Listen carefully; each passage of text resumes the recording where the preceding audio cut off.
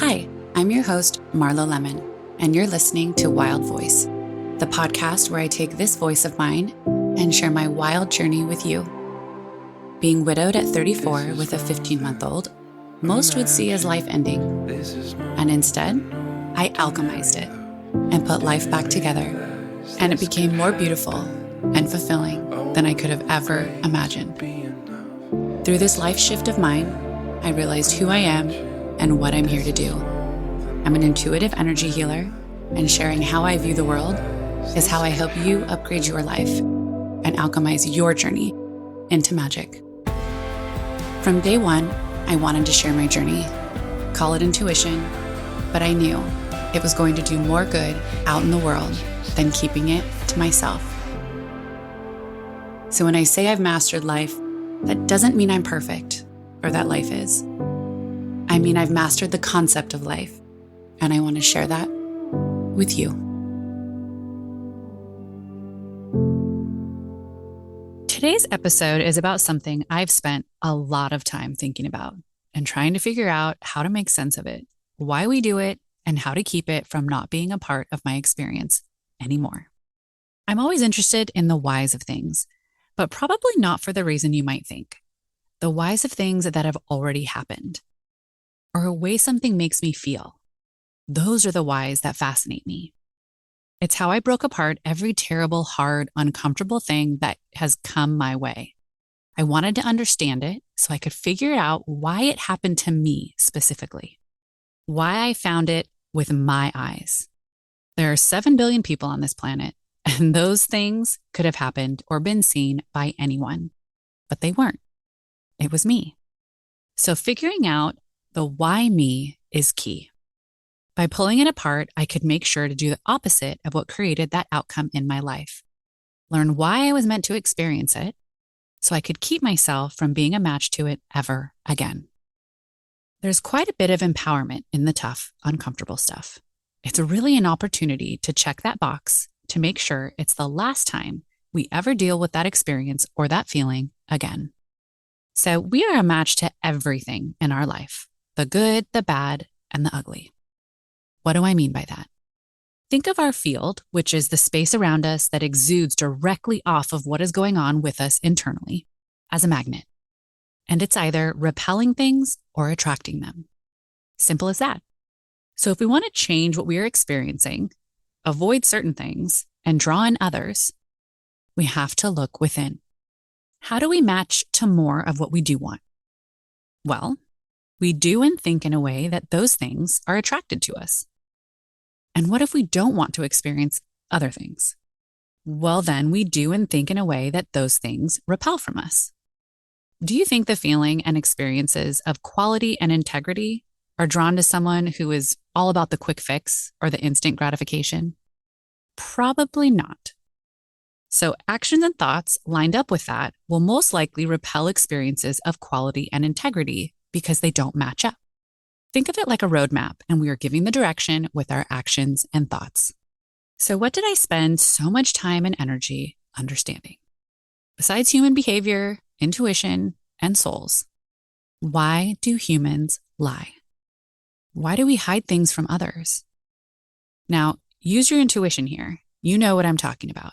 The things we go out of our way to hide or keep from someone, and the things we aren't truthful with. You'd be surprised how good we are at rationalizing some of our opportunities to upgrade. Now, this episode is probably going to push up against a lot of people's triggers, but I am here for your highest good, so let's go.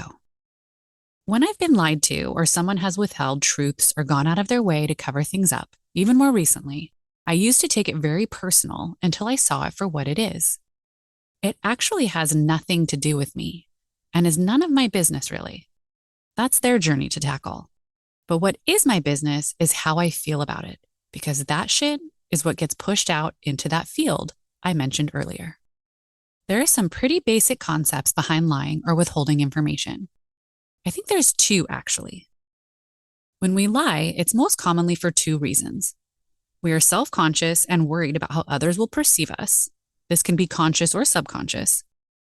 Or we think it will get us to experience and feel what we think we want. Spoiler alert, in no soul alignment reality is lying or being sneaky or withholding information part of the roadmap to get there. A lot of the time, it's the exact opposite. It pulls us further off path. It's kind of like taking the long way home. We'll still get there, but if we're wanting to feel and experience certain things, or we're super hungry and wanting to get home soon, we're just delaying it. We delay what we do want by taking the hard way through, by pushing against our choices and not feeling settled in the clumsy moments that living in soul alignment can bring. And what do I mean by that? It's really not so much if we've told a lie or if we've done something that we wish we didn't. It's really about what we do with it from there. So the person experiencing the lie could have multiple different reflection points to tackle. But if they're experiencing the lie or sneakiness, there could be an area of their life they are having issues trusting. And it can very well be their ability to trust themselves and their decisions in life. So they are getting a direct reflection of that. This is one I've had the most experience with in the past. Breaking apart why I was untrusting of others and how to align my thoughts and actions and understandings of life to squash that for good. If I trust me and my choices, I can't attract someone who lies. Simple as that. So I've just given you two reflective vantage points from the liar doing the act and the one perceiving it. Both have something to take away from this. And I'm sure we've all been on both ends of this situation. So it serves us well to understand each side. We've all lied. You probably told a white lie this morning, or maybe you withheld information or did something sneaky this morning, thinking you were doing it out of love or protection for someone else.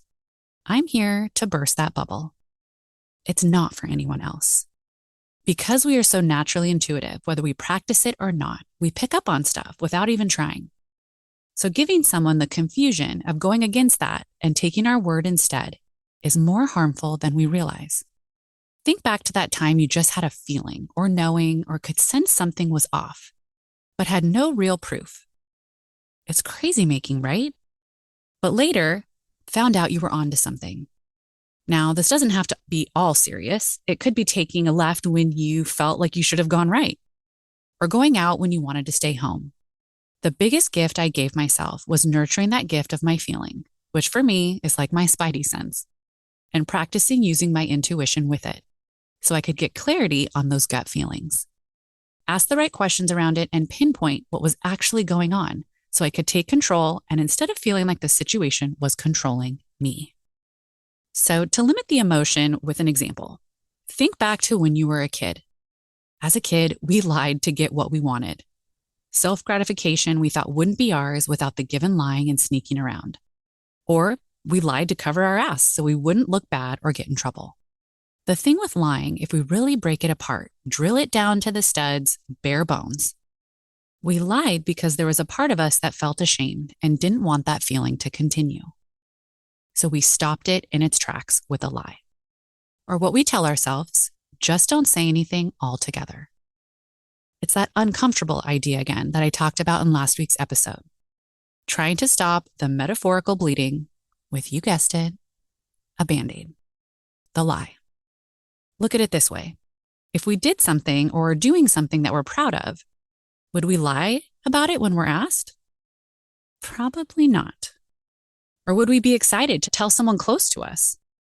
Every action you do or don't do, be proud of it.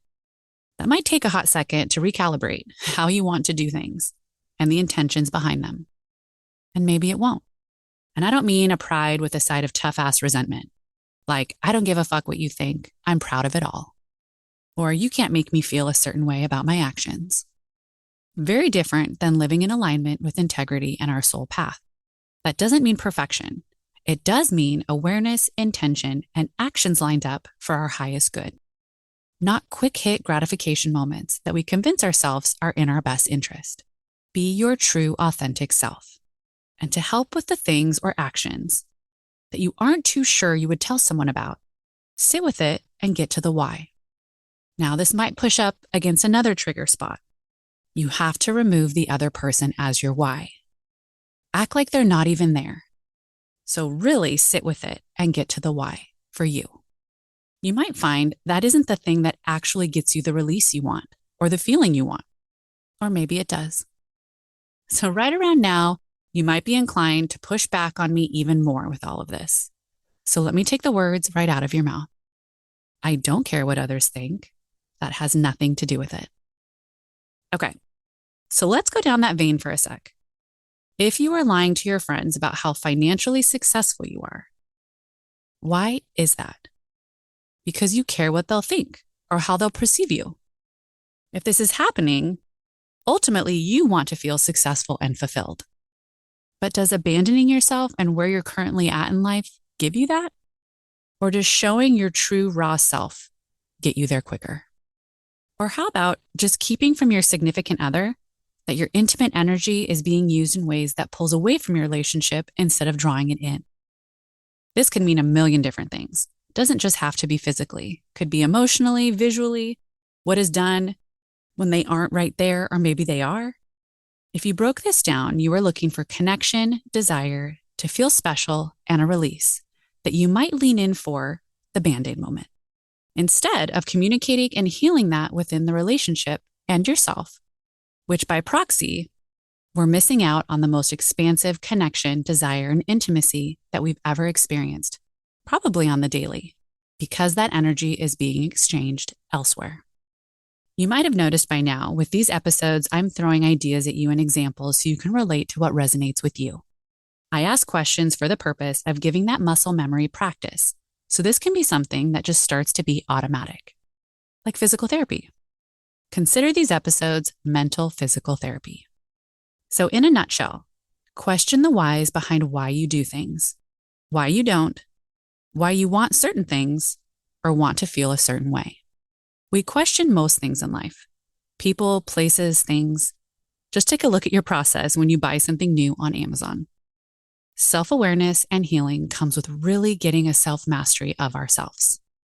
Not only does it make life easier, in flow and in a constant state of healing, but we attract the things we deeply want on a soul level and push out what we don't.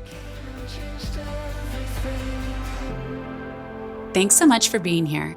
Please rate, like, share, and review so we can stay connected and continue this magical journey together.